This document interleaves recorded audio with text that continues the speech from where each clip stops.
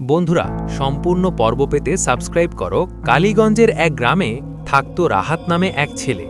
গ্রামের পাশেই ছিল একটা পুরনো শ্মশান, যার পাশে দাঁড়িয়েছিল বিশাল এক বটগাছ। সবাই বলতো সন্ধ্যার পর ওদিক দিয়ে গেলে নাকি অদ্ভুত বাঁশির শব্দ শোনা যায়। রাহাত এসব কথা বিশ্বাস করত না। একদিন বন্ধুদের সঙ্গে বাজি ধরে সে ঠিক করলো রাতে একাই শ্মশানের পাশ দিয়ে যাবে। সেদিন ছিল অমাবস্যা, আকাশে চাঁদ নেই, চারদিকে কুয়াশা। রাহাত সাহস করে এগিয়ে গেল। হঠাৎ করে কানে এলো মৃদু বাঁশির সুর, দূর থেকে ভেসে আসছে। সুরটা যেন দুঃখে ভরা, শুনলে গা শিউরে ওঠে। সে ভাবল হয়তো কেউ মজা করছে, কিন্তু চারদিকে তাকিয়ে দেখল কেউ নেই, শুধু বটগাছের ডালগুলো বাতাসে নড়ছে। হঠাৎ গাছের নিচে একটা সাদা ছায়া দেখা গেল। ধীরে ধীরে ছায়াটা যেন মানুষের আকার নিচ্ছে। রাহাতের বুক ধরফর করতে লাগলো।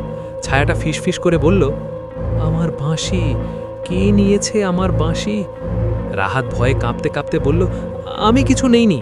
সাথে সাথে বাঁশির সুরটা জোরে বাজতে লাগলো। হঠাৎ একটা ঠান্ডা হাওয়া এসে তাকে মাটিতে ফেলে দিল।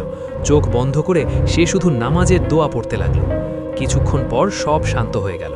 সাহস করে চোখ খুলে দেখল চারদিকে নীরবতা, কোনো ছায়া নেই, কোনো সুর নেই।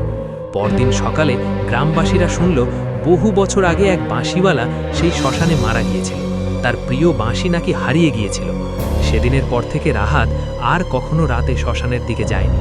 আর গ্রামের মানুষ আজও বলে অমাবস্যার রাতে সেই বাঁশির সুর ভেসে আসে। কালীগঞ্জের এক কোণে ছিল পুরনো একটা প্রাইমারি স্কুল। নাম ছিল পূর্বপাড়া সরকারি প্রাথমিক বিদ্যালয়। অনেক বছর আগে হঠাৎ করে স্কুলটা বন্ধ হয়ে যায়। কেউ ঠিক করে বলতে পারত না কেন। শুধু একটা কথাই সবাই বলতো, সন্ধ্যের পর ওই স্কুলের ভিতর থেকে নাকি খাতার পাতা উল্টানোর শব্দ আর বাচ্চাদের ফিসফিসানি শোনা যায়। রিমন আর তার দুই বন্ধু সজীব আর মিঠু এই গল্প শুনে ঠিক করলো একদিন বিকেলে স্কুলটা দেখে আসবে। স্কুলের সামনে পৌঁছেই তারা থমকে গেল। ভাঙা গেট, ছেঁড়া জানালা, দেয়ালে পুরনো স্লেটের দাগ। ভিতরে ঢুকতেই কেমন একটা ঠান্ডা অনুভূতি। হঠাৎ মিঠু বলল, তোরা কি শুনলি? মনে হলো ভেতরের এক ক্লাসরুম থেকে কেউ আস্তে আস্তে কবিতা পড়ছে। আয় রে আমার সাথে। তিনজন ধীরে ধীরে দরজার কাছে গেল। দরজা আধ খোলা। ভেতরে তাকিয়ে দেখে ধুলো মাখা বেঞ্চে যেন কয়েকটা ছোট ছায়া বসে আছে, আর ব্ল্যাকবোর্ডে নিজে নিজে চক দিয়ে লেখা হচ্ছে, ক্লাস শুরু। হঠাৎ দরজাটা জোরে বন্ধ হয়ে গেল। রিমন চিৎকার করে দরজা ঠেলতে লাগলো, কিন্তু খুলছে না। ভেতরে সেই ফিসফিসানি, তোমরাও বসো, ক্লাস শেষ হয়নি। তাদের শরীর ঠান্ডা হয়ে যাচ্ছিল। সজীব সাহস করে কোরআনের আয়াত পড়তে লাগলো। ঠিক তখনই জানালার কাঁচ ভেঙে একটা তীব্র বাতাস ঢুকল। দরজা খুলে গেল।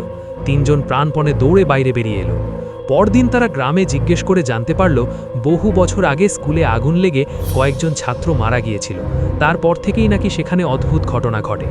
আজও সন্ধ্যের পর কেউ ওই রাস্তা দিয়ে যায় না। মাঝে মাঝে শোনা যায়, ক্লাস শুরু।